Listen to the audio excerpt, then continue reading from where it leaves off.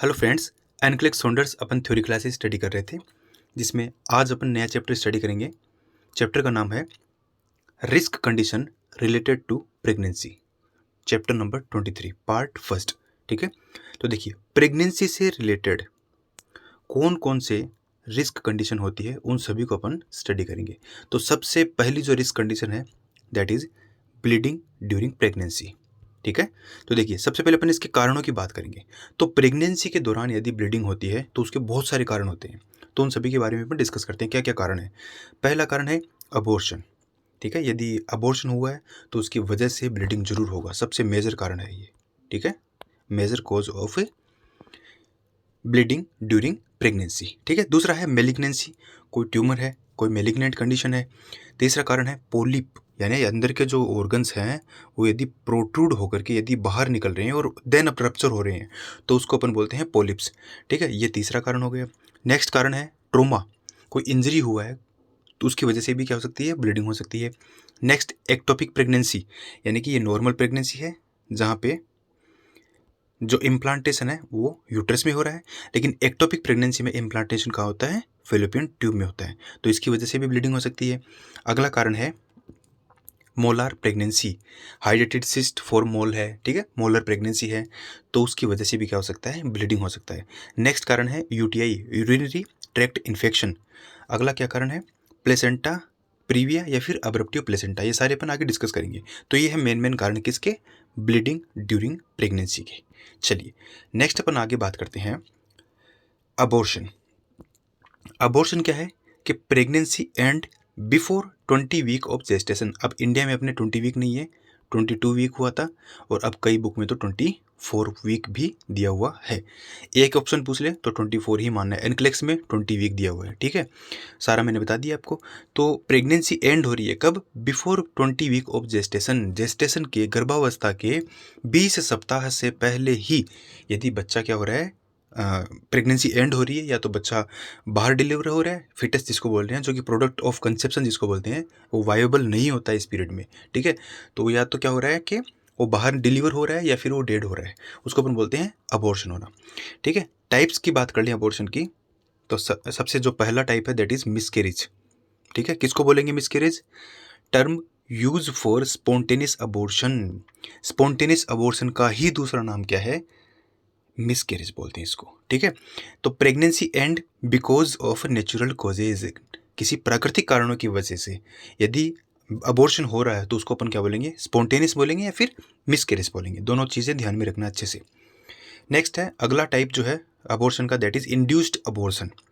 Induced का मतलब क्या होता है, इंड्यूस्ड का मतलब होता है, ये देखिए, elective reason behind termination of pregnancy, चाह करके अबॉर्शन करवाना, प्रेगनेंसी को टर्मिनेट करवाना, उसको अपन क्या बोलेंगे, इंड्यूस्ड अबॉर्शन। इलेक्टिव यानी कोई न कोई कारण, ठीक है, जानबूझ कर क्या करना, अबॉर्ट करवाना बच्चे को, that is induced abortion. Next threatened abortion, अगला टाइप।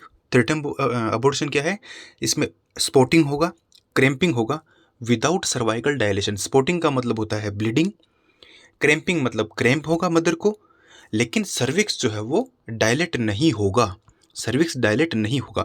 थ्रेटन्ड को और इनइवाइटेबल को साथ में पढ़ना है। थ्रेटन्ड में क्या होगा, स्पॉटिंग यानी कि ब्लीडिंग होगा मदर में, क्रैम्पिंग क्रैम्प होंगे एब्डोमेन में, लोअर एब्डोमेन में, लेकिन सर्विक्स का मुंह नहीं खुलेगा, ये डायलेट नहीं होगी। ठीक है, उसको अपन बोल देंगे थ्रेटन्ड अबॉर्शन। बच्चा इसमें वाइबल नहीं रहेगा, बच्चा बाहर निकल, बच्चा तो वाइबल है ही नहीं 20 वीक से पहले। ठीक है ना, तो ये हो गया थ्रेटन्ड। इनइवाइटेबल की बात कर लें, इनइवाइटेबल क्या है कि इसमें स्पॉटिंग होगा, क्रैम्पिंग भी होगा, जो कि इसमें भी हो रहा था थ्रेटन्ड में। ठीक है, लेकिन यहाँ पे सर्विक्स डायलेट नहीं हो रहा था, लेकिन इनइवाइटेबल में सर्विक्स जो है वो डायलेट हो जाएगा, बस फर्क इतना ही है, सर्विक्स का मुंह जो है वो ओपन हो जाएगा। ठीक है, थ्रेटन्ड में और इनइवाइटेबल में यही फर्क है और कोई फर्क नहीं है। चलिए नेक्स्ट अगला टाइप है इनकम्प्लीट और कंप्लीट। ठीक है, कई बार तो क्या होता है कि जो प्रोडक्ट ऑफ कंसेप्शन है वो कंप्लीटली ही डिस्ट्रॉयड होकर के अलग हो जाता है। ठीक है, उसको बोलते हैं कंप्लीट। और कई बार क्या होता है वो कंप्लीट ना होकर के थोड़ा रेस्ट वगैरह करने से वापस जो प्रॉब्लम थी वो सबसाइड हो जाती है, नॉर्मल हो जाता है, इसको अपन बोलते हैं इनकम्प्लीट। ठीक है, चलिए, नेक्स्ट हल्की सी ब्लीडिंग में ही होकर के रह जाती है, उसको बोलते हैं अपन इनकम्प्लीट अबॉर्शन। उसमें डॉक्टर बोलता है कि मदर को कि रेस्ट करना आपको ज़्यादा से ज़्यादा, बच्चा कोई दिक्कत नहीं है, वापस जो है वो प्रेगनेंसी कंटिन्यू हो जाएगी। ठीक है। नेक्स्ट है मिस्ड अबॉर्शन, जिसमें product of conception retain inside the uterus after death. बच्चा डेथ तो हो चुका है, लेकिन उसके बाद में जो वाइबल प्रोडक्ट है वो तो डेड हो चुका है, लेकिन उसके बाद में वो अंदर ही रह जाता है यूट्रस के, उसको अपन बोलते हैं मिस्ड अबॉर्शन। तो ये सारे थे टाइप्स। ठीक है। असेसमेंट की बात करें, अबॉर्शन का असेसमेंट किस प्रकार से करेंगे, तो स्पॉन्टेनियस वेजाइनल ब्लीडिंग होगी, लोअर यूट्राइन क्रैम्प, लोअर जो एब्डोमेन है, यूट्रस जो है, यूट्रस का जो लोअर पार्ट है वहाँ पे क्रैम्प होगा और कॉन्ट्रैक्शन होंगे। ब्लीडिंग विथ क्लोट पर वेजाइना, वेजाइना जो है वहाँ से ब्लीडिंग के साथ साथ में कुछ क्लोट जो है टुकड़े निकलेंगे, ठीक है, ब्लड के साथ साथ। ठीक है। तो ये हो गया असेसमेंट। नेक्स्ट अपन बात करते हैं इंटरवेंशन की। तो ऐसी कंडीशन में बेड रेस्ट बताया जाता है, वाइटल साइन मॉनिटर किया जाता है क्योंकि ब्लीडिंग हो रही है, बीपी चेक किया जाता है स्पेशली क्योंकि बीपी फॉल होता है यहाँ पे, चेक क्रैम्प एंड ब्लीडिंग। ठीक है। अमाउंट ऑफ ब्लीडिंग भी चेक करना होता है। Count the pad, perineal pad check करने होते हैं for evaluation of bleeding. Perineal pad के द्वारा ब्लीडिंग का आंकलन किया जाता है कि कितने पैड भरे हैं, कितने पैड फिल हुए हैं ब्लड से। तो आंकलन कैसे करेंगे कि 1 ग्राम जो पैड का वेट है, 1 ग्राम पैड का वेट बराबर 1 ml। मान लीजिए 10 ग्राम का पैड था, ठीक है, अब वो हो गया 20 ग्राम का, यानी कि 10 ग्राम उसका वेट बढ़ गया। 10 ग्राम वेट बढ़ गया मतलब 10 ml जो फ्लूइड है, ब्लड जो है वो मदर का लॉस हुआ है। ठीक है। सिंपल सा तरीका है। तो इसके द्वारा अपन आकलन कर लेंगे कितना ब्लीडिंग हो रहा है। नेक्स्ट इंट्रावेनस फ्लूइड स्टार्ट करेंगे क्योंकि ब्लीडिंग हुआ है, to prevent haemorrhagic shock, shock नहीं हो जाए।